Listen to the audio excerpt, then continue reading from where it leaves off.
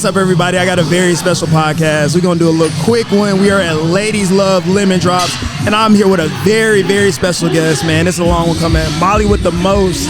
Yes, hello, everyone. I'm so excited to finally get to meet you. We've been following each other on social media. Right, and finally get to meet. Finally get to meet. I get to have a fellow podcaster on that's like kind of rare for some reason. I don't get to like talk to a lot of podcasters like you.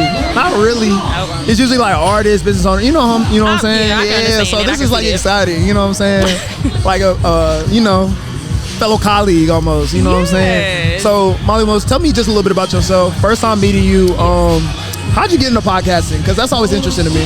Okay, so I'm originally from St. Louis, Missouri. Okay, I came down here. I went to A&M. After I graduated, I just kind of stayed down here. Okay. And then just over time, I always have a lot of stuff going on in my life, like a lot of chaos, a lot of mess sometimes. So my friends was like, you always doing the most. You always doing the most. You need to like tell people about your life. And then I thought about it. I was like, well, let me try a podcast and see how that works out. So I've been telling my business as messy as it can be, as dramatic as it could be. But I just get on there and I talk about life, being a 30-something-year-old woman in this world, black woman, business, work, employment, things like that. So I just kind of talk about everything, especially mental health. I'm real big on mental health and going to therapy and stuff like that. Okay, that's beautiful. That's beautiful. No, I love that. You're very articulate. Off rip, I'm already like, she talks for a living. I can hear it. I can hear it for sure. I can hear it for sure. So I guess going to the event, we're at Ladies Love Lemon Drops. How did you get the invite and like I guess get the connection to come here? Okay, so DJ Don Jr. went to A&M as well, so we have a lot of mutual friends, and then I've just been following them on social media. I love their events. I love when they were like at Mixed Madness and when they throw their own parties. So I saw that they were looking for like content creators, so I just reached out. I was like, let me shoot my shot, and I'm here. Whole lot of that. So like coming into like Huntsville, you're not originally from here, you're making connections, you know what I'm saying? What would you give advice? Because we got a lot of people coming into the city, especially like through A&M.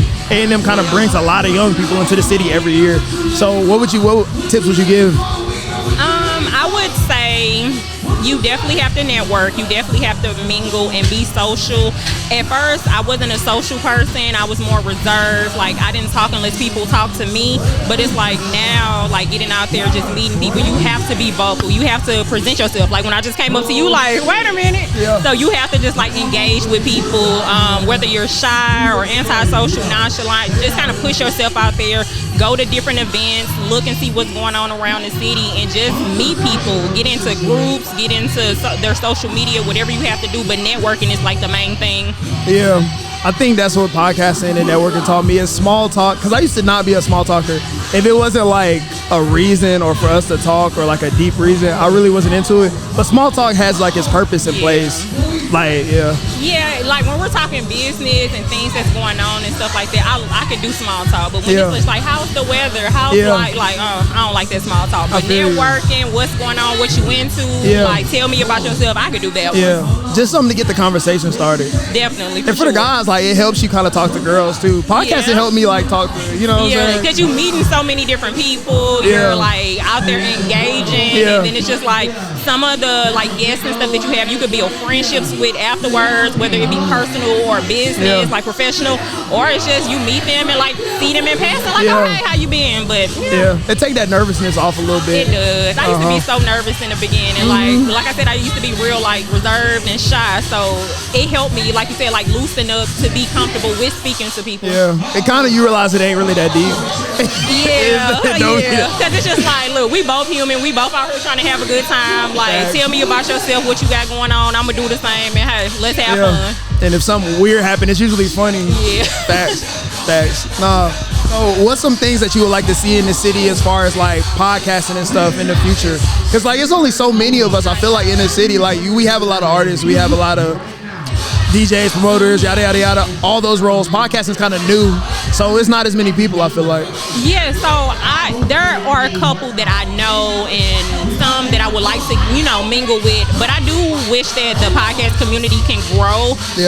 And I want us to be able to do events and meet and greets and meet each other, and so we can network network. I like the way you're talking.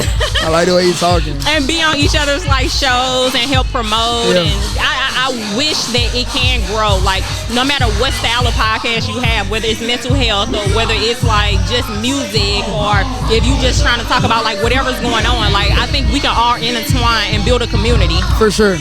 And I'm definitely here for that. I would love it. So we can do more shows and a whole lot of other stuff. Thank you. We need to do a full podcast. I know. For look, sure. I'm always available. You can just hit me in the DM and we can figure something out. Cause look, I love to talk. That's one thing about it. Okay. So can you plug like your social media and where people can find your podcast? Yes. So the podcast is on Spotify. It's on Apple. It's on Google Podcasts. But it is Molly with the Most. You can follow me on Instagram at Molly with the Most. Twitter is Molly W_the Most. And then TikTok also because I make content around Huntsville and when I travel. And that is Molly with the Most as well. Yes. Please like, share, and comment on this video. And before we get out of here, Molly, can you give one piece of advice for young Molly, a young girl out there, a young black woman who's getting into her career? Okay, my piece of advice, do not change who you are. When I first got into my professional field, I had to, well, I'm not going to say I had to. I was told that I needed to conform to corporate America. So I used to I'm a natural girl, so I used to straighten my hair, wear wigs and things like that. But then I realized I could be myself, as pro-black as I am, with my big fro, my natural curly hair. Like, don't feel as though you have to code switch all the time. Sometimes it's okay to be yourself, but then also know the environments where we do have to code switch because that's a part of life. But just honestly stay true to who you are and do not let the higher ups and authorities within these professional settings belittle you, make you feel small. Stand up for yourself because at the end of the day, that's you trying to get a paycheck, but you also have to stand your ground and stand firm because they will try to bully you.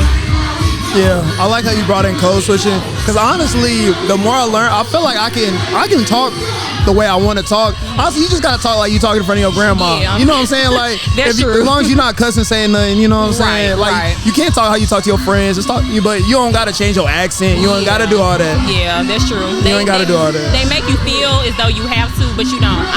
I'm from St. Louis, so I'm heavy on the R's when I talk, like der, her, were. But then also I've been in Alabama for so long, so I got a country accent. So I stay true to myself. Yeah. I still talk. I try to articulate my words as best that I can. But that code switching all day is exhausting. Facts. It's a waste of energy. But nobody told y'all to go up in there cussing, talking crazy now. Yeah, I don't said do it like that. in front of your grandma. Still be professional. For sure. But no, I appreciate you coming up here. We got to make some more content together. I know. Thank you for having me. So all in, all out. All right.